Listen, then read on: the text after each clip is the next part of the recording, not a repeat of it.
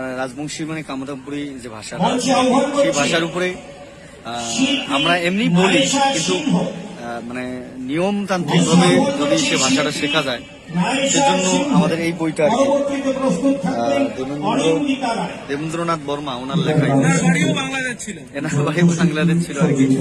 ওনার লেখা বইটি নিলাম। আমাদের প্রিয় দিদি দীপ্তিশ্রী দিদির বই এটা, ভয়ের উপরে স্বরলিপি। আমার স্বরলিপির উপরে একটা কাজ করার প্ল্যান আছে, আমার লেখা গানগুলো।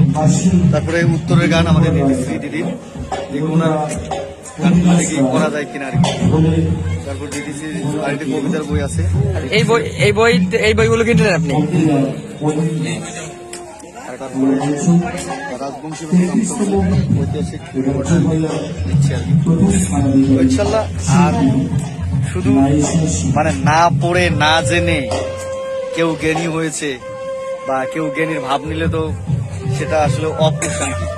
আর কাউকে জ্ঞানী হতে হলে জ্ঞানী লোকের সঙ্গে মিশে মিশে কথা শুনে শুনে শিখতে হবে, অথবা পাশাপাশি আমাদের এই যে কামরূপ কামতা সংস্কৃতি আরোহ রাজবংশী সুজন বর্মনের এই বইটা আর কি।